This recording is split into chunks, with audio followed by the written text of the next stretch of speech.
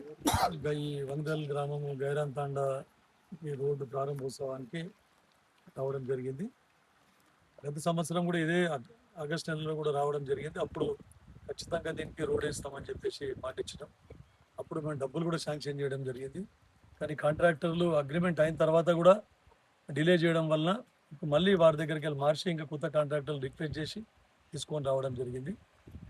తర్వాత land clearance కూడా కొంచెం డిస్ప్యూట్ ఉండేది. కొంతమంది వ్యవసాయ భూములు పోతాయని చెప్పేసి మా పొలాల్లోకి నీళ్ళు వస్తాయనంటే డిపార్ట్మెంట్ ద్వారా వారికి అష్యూరెన్స్ ఇప్పించి ఇప్పుడు వాళ్ళకి ఏంటంటే హైట్ లేపి తర్వాత ట్రెంచ్ తీసి నీళ్లు మొత్తం డైవర్ట్ చేసి వారి పొలాలకు నీళ్ళు పోకుండా చూసుకుని రోడ్ వేస్తామని చెప్తే వాళ్ళందరూ కూడా అగ్రీ కావడం జరిగింది. వారికి ఏమన్నా ఉంటే కూడా వేరే విధంగా మేము సహాయం చేస్తాం. ఎందుకంటే రోడ్డు త్వరగా కావాలంటే సైట్ క్లియరెన్స్ అవసరం. మన సబ్ కలెక్టర్ మేడం గారు కూడా కలెక్టర్ గారి రిక్వెస్ట్ చేస్తే డిఎంఎఫ్టీ ఫండ్లో కూడా మనకు 10 నుంచి 20 లక్షల వరకు కూడా ఇస్తామని చెప్పడం జరిగింది. ఎక్కడ ప్రాబ్లం లేదు. కేవలము ఒక 200 మీటర్ల దూరం మట్టుకే బాగా దగ్గరికి తీసుకొని వచ్చేసిండు రోడ్డుని. వాళ్ళకు అది ఒక్కటి క్లియర్ చేసుకుంటే మొత్తం అక్కడి నుంచి ఇక్కడ దాకా కూడా క్లియరెన్స్ వస్తుంది.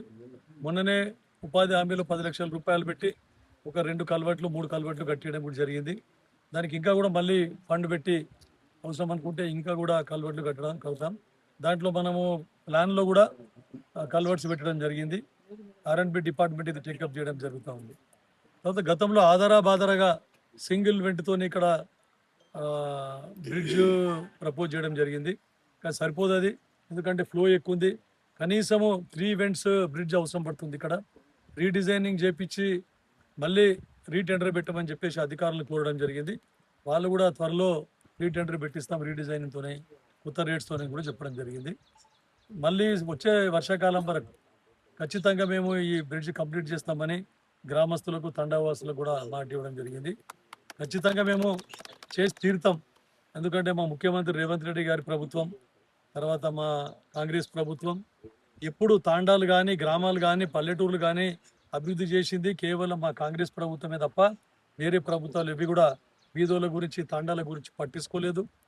కాబట్టి ఇది వారి కోరిక మేర ఖచ్చితంగా చేస్తాం. ఏదో కొంతమంది మీడియా మిత్రులు కానీ తర్వాత కొంతమంది బురద జల్లే కార్యక్రమం చేపడతా ఉన్నారు. కానీ బురద జల్లడము విమర్శించడం చాలా ఈజీ. ఎందుకంటే గత టీఆర్ఎస్ ప్రభుత్వంలోనే దీనికి 1.96 lakhs తోని రోడ్డు పెట్టడం జరిగింది. ఆ రోడ్డు ఏదో తూతు మంత్రంగా జేసీబీ నడిపించి 5-6 గంటలు 2 రోజులు వెళ్ళిపోవడం జరిగింది. మళ్ళీ మేము కంప్లీట్ చేయండి రోడ్ అని అడిగితే కూడా వాళ్ళు కంప్లీట్ చేయలేదు.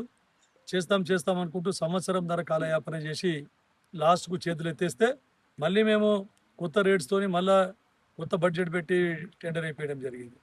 ఇప్పుడు కూడా మళ్ళీ కొత్త కాంట్రాక్టర్కి టీఆర్ఎస్ హయాంలో చేసిన పనులకే బిల్లులు ఇప్పించి మళ్ళీ వారికి రిక్వెస్ట్ చేస్తే వాళ్ళు ముందుకు వచ్చిండ్రు.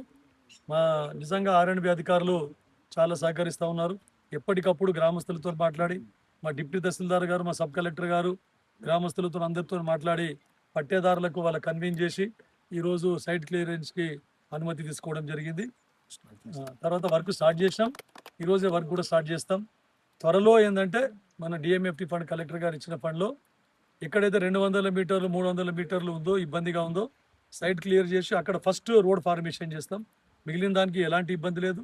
త్వరలో రివైజ్డ్ ఎస్టిమేట్స్తో మళ్ళీ టెండర్స్ పిలుస్తాం. కాంట్రాక్టర్ రెడీ ఉన్నాడు. 1 నెల 2 నెలలు టైం పట్టవచ్చు.